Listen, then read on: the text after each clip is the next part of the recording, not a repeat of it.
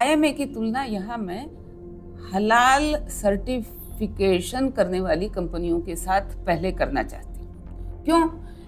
कि जैसे बिना भारत सरकार की अनुमति के और बिना भारत सरकार के पास अपनी योग्यता का कोई सबूत दिए कुछ कंपनियां यूं ही हलाला सर्टिफिकेट देना आरंभ कर दिया, उसी तरह से IMA इंडियन मेडिकल एसोसिएशन ने भी अपने ऊपर ये एक परमेश्वरत्व, ईश्वरत्व उन्होंने अपने ऊपर ओढ़ लिया कि वे ही भारत में मेडिकल प्रोफेशनल्स जो हैं उनके कर्ता धर्ता ईश्वर हैं, जो कि सच्चाई नहीं है।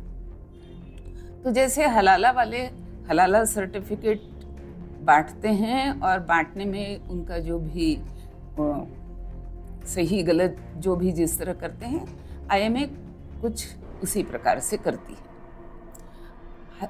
कई ऐसी कंपनियां हैं जो अपने प्रोडक्ट्स को ये कह करके बेचती हैं कि दिस इज IMA सर्टिफाइड।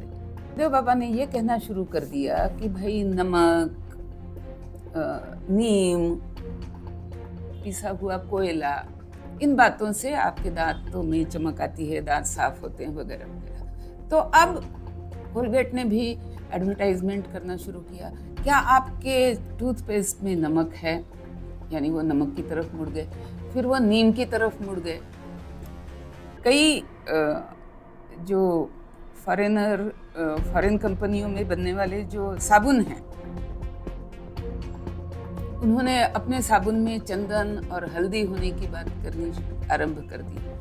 तो ये सारा जो भारतीय आयुर्वेद की चीज़ों को उठा करके अपने प्रोडक्ट में डाल करके उसका एडवर्टाइजमेंट जो करती हैं ये फॉरेन कंपनियां, ये भी तो हमारा ज्ञान ही चुरा रही है ना। तो ये हम देखते हैं कि पूरा का पूरा IMA का जो एक पावरफुल साम्राज्य था, उसमें जो सेंध लगाई रामदेव बाबा ने, उसके चलते IMA ने इनके ऊपर केसेस कर दिए। और अब सवाल आता है कि सुप्रीम कोर्ट इतना क्यों क्रोधित हो गया या इतना क्यों पतंजलि के विरुद्ध हो गया। बात यह है कि स्वयं आयुष मंत्रालय या स्वयं भारत सरकार को भी आज तक आयुर्वेद पर भरोसा नहीं है। आयुर्वेद में रिसर्च की बहुत कमी है, बहुत अधिक कमी है। इसके ऊपर किसी का ध्यान नहीं है।